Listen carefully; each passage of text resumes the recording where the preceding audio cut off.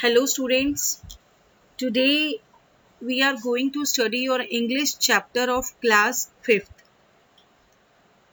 Lesson number 1 and your chapter name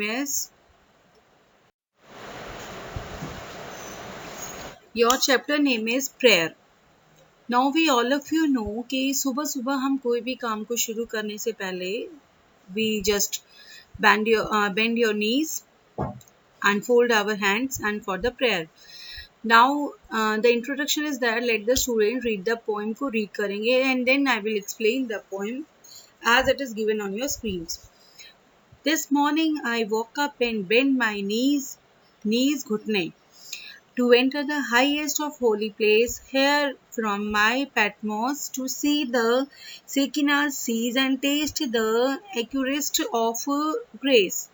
It means हम रोज सुबह उठते हैं नहा धोकर और अपने घुटनों को टेक कर अपने हाथ जोड़कर अपने भगवान को रोज याद करते हैं ताकि जो हमसे कोई गलती रह गई है, गलती हम जो कर चुके हैं उसको सुधारने के लिए और भगवान से अपने आगे फ्यूचर के लिए प्रार्थना करने के लिए कि हमारा आने वाला जो कल वो सेफ रहे, खुशहाल रहे.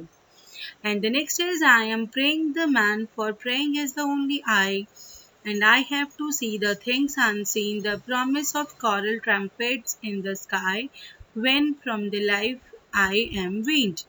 It means हम जब बैठ के प्रार्थना कर रहे होते हैं तो हम यही उम्मीद करते हैं कि हाँ भगवान हमें कहीं ना कहीं से अपनी आंखों से हमें देख रहे हैं कि हम क्या क्या जो हमने चीज़ें नहीं देखी है वो हमें दिखाने में भगवान हमारी हेल्प करते हैं. And the promise of coral, और हमें ऐसा लगता है लाइक जैसे क्लाउड्स वगैरह बादल कड़कते हैं लाइक बिजली, द भगवान हमें कुछ ना कुछ इशारा दे रहे होते हैं.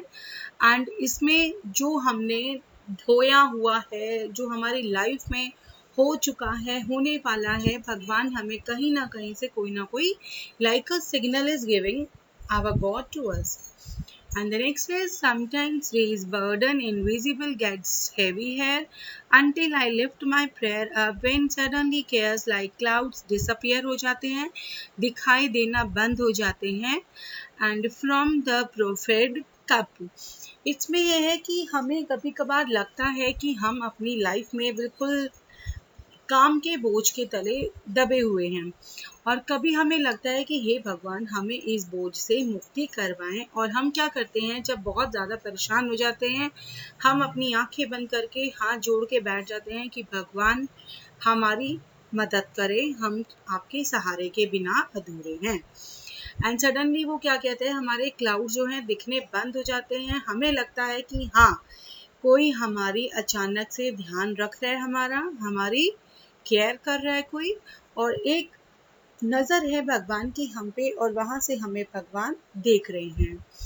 And now oh I bend my knees to give him thanks, to ask for favors for my friends, and in his peace a while with him to bask till blessings for my children descends. It means हम अपनी घुटनों पे बैठ के अपने भगवान का नाम याद करके और उनको हम थैंक्स करते हैं और उनसे पूछते हैं आपने भगवान मेरे लिए क्या किया, मेरे दोस्तों के लिए, मेरे साथियों के लिए क्या किया, और अगर जो अच्छा हुआ है वो भी आप ही की कृपा थी हम पे, और उन्होंने जो हमारे घरों में हमारे आसपास के वातावरण में जो शांति बनाए रखी है उसके लिए भी हम आपके आभारी हैं. And next one is I pray for the country too, मैं अपनी देश के लिए भी भगवान से प्रार्थना करता हूँ. और द स्ट्रेंजर्स यानी जिन्हें हम जानते भी नहीं हैं, जो हमसे दूर हैं, स्ट्रेंजर्स फार अननोन, जो हमसे अननोन है, जिन्हें हम जानते नहीं हैं. And that their therapy could shake some compassion from compassion's thorn and know the joy I have awake.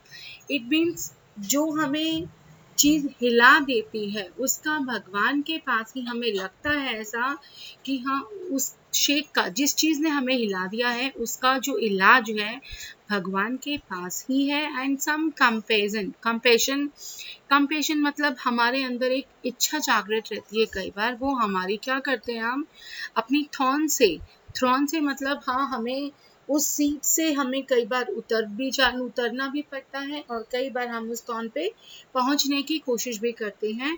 और हम उस जॉय यानी जिस इंजॉय में हम जो डेली में जॉय कर रहे हैं उसको हम जान सकें और हम अपने आप को उठाकर एक नई दुनिया का हम आविष्कार कर सकें, उसको जान सकें।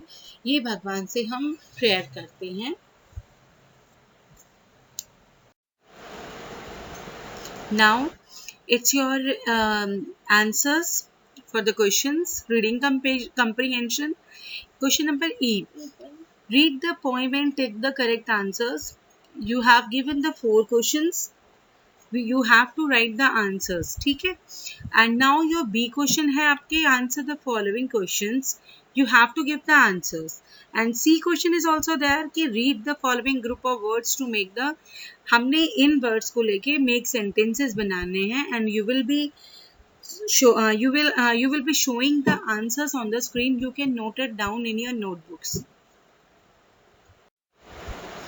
And now this is your grammar gallery part. Question number A है आपका, like first example is given, आपके 2 sentences दे रखे हैं जिनको आपको combine किया हुआ है, लेकिन आपको आंसर कैसे करना है, आपके 2 sentences को you have to separate them, अलग करना है and you have to make 2 sentences इस एक में से.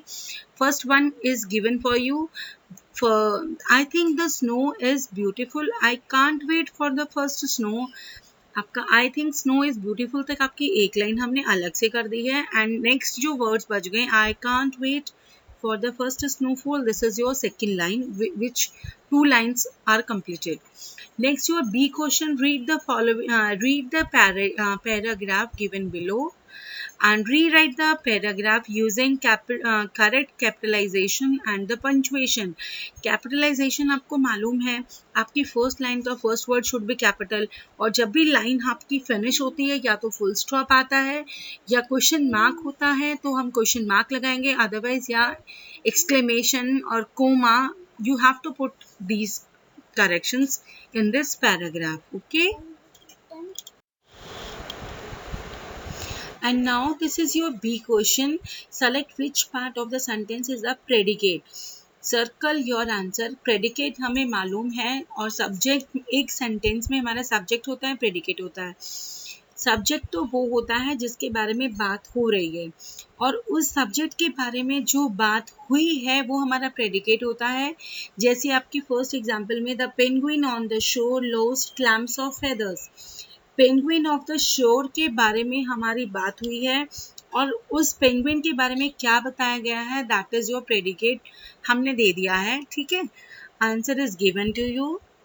एंड नेक्स्ट वन इज जो आपको लिसनिंग एंड स्पीकिंग में एंड लेट्स राइट की जो एक्सरसाइज दिख रही है, all the exercises you have to note down in your notebooks. Okay,